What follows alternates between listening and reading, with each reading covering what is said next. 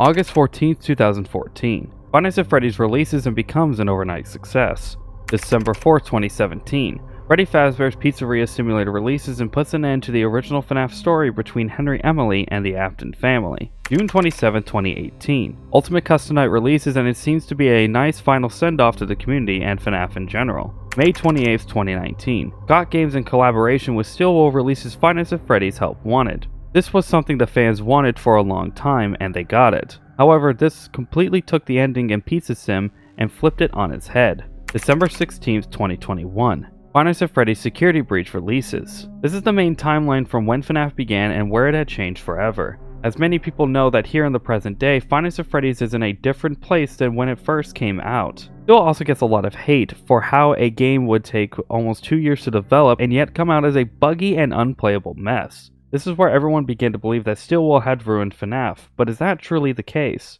That is why I'm here today to go through the history of FNAF to see when or if the game franchise was ruined to begin with. We have to start somewhere, so why don't we start with the first issues the community had with FNAF.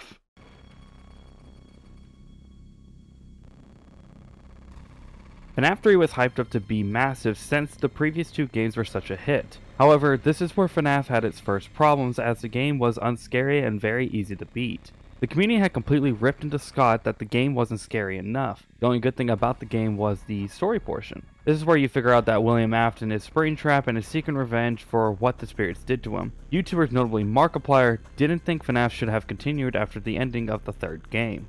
That is the end of the game. That is the end of Five Nights at Freddy as far as I know. Like, I don't even think that I want there to be any more Five Nights at Freddy's after this. And I know a lot of people are going to be, hashing out the story. The main issue with FNAF 3 being a poor game is that Scott himself stated that this was supposed to be the ending to Five Nights at Freddy's as revealed in an interview with Dawko on August 8th, 2018. Go take a watch of that as it gives a lot of insights on the pre-SteelWool era of Five Nights at Freddy's.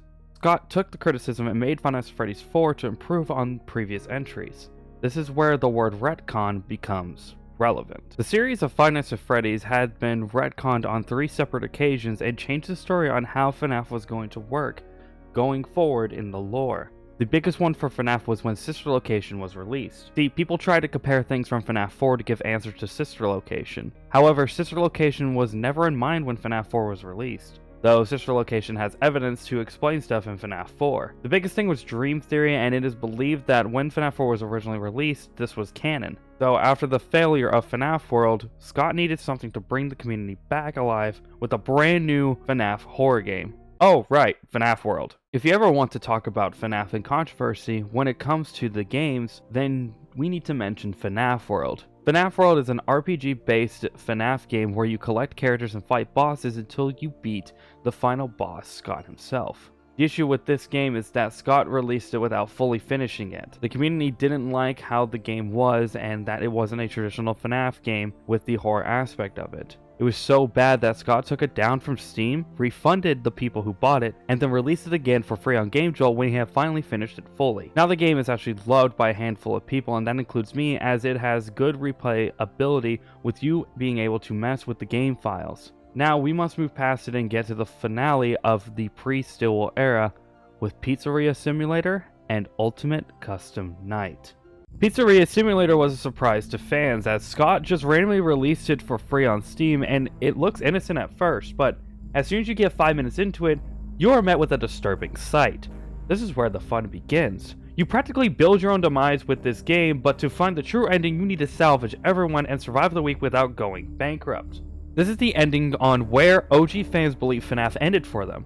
The ending was indeed perfect. If you haven't seen this ending, then why the fuck you here? You aren't a true FNAF fan if you don't know this ending. Ultimate Custom Night was a final send-off with the hardest FNAF challenge made by Scott to give the FNAF community one final send-off, and this is a final send-off. A send-off to the pre-SteelWool era of FNAF. May 28, 2019, Scott Cawthon made a collaboration with SteelWool Studios to create Five Nights at Freddy's Help Wanted. This would be a massive gift to the FNAF community as it remade the original FNAF trilogy and game modes based on 4 and Sister Location to create an immersive FNAF VR experience. No one thought that the newest timeline and lore changes would be this big. This game brought back William Afton, through digital code from using old animatronic parts to build this VR game. William Afton managed to escape the hell of UCN and began to torment the player to insanity to join him and continue his devilish acts on the world once again. The unfortunate skull that becomes his puppet is Vanessa, and she becomes Vanny. At this point, Security Breach is already in the works. The first teaser comes at the end of the Curse of Dreadbear DLC. The lore at this point is kind of funky. The community is pretty split on how they feel about William Afton being back after the perfect ending for him was made with Pizzeria Simulator and UCN, with his eternal damnation having him basically play Five Nights at Freddy's forever. Now he is back in digital form, which still doesn't make sense how it works, but hey, I'm just a random guy you found on the internet. Finally, on December 16th, 2021, Security Breach was released, and well, it did not go well. To say FNAF Security Breach was underwhelming would be an understatement.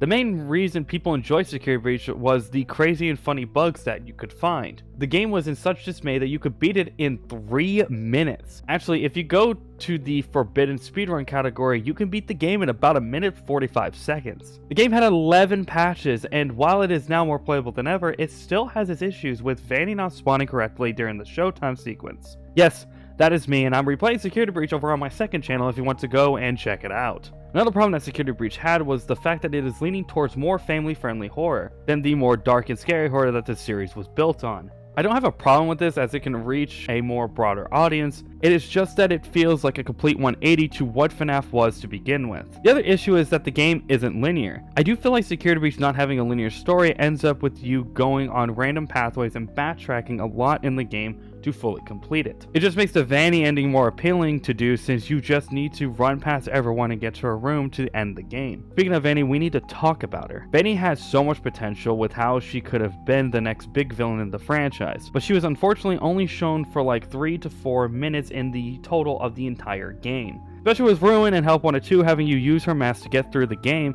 she kind of became an afterthought. She had more potential to do more damage than William Afton himself, as the Pizzaplex is such a massive building to go through. The comments on her being in the trailers more than the actual game is comical, as she has more impact during the trailers than she truly does in Security Breach. The game hasn't seen an update since August of last year, and it still needs work done, but at this point I don't expect them to touch this game again. They do have a defense, as this game had been delayed multiple times due to the pandemic happening mid-development. Plus, the team isn't as big as most gaming companies, but that can only get you so far on a level of an excuse. Then they began hyping up the Ruin DLC. The Ruin DLC was hyped up to be good, and this would be a make or break in the community. I'm not going to touch on it in this video, as I am in the middle of working on a full review on the game that I'm releasing this summer. I will say the DLC has been a step in the right direction, and the Mimic being a new antagonist in the game has so much potential to be awesome. Finally, we get to Help Wanted 2, the latest release. Once again, I'm not going to talk about it fully in depth, as I already did that before in my last video. I will say that I hope SteelWool is finally moving forward in the franchise and away from the Afton family for good. The main point is to move the story forward, and I think they are finally doing it with the next game and hopefully giving us a brand new story arc to enjoy. I finally have an answer to the question, did SteelWool ruin Five Nights at Freddy's? No, but they did come close. The Security Breach being in the state it was on launch, it doesn't mean it wasn't enjoyable. I love the game for its wackiness and funny haha moments, though the game isn't good. That is where I think SteelWool took a step forward with the DLC. They made it to bring back the FNAF community and try to reinstate faith in them, and I think it worked.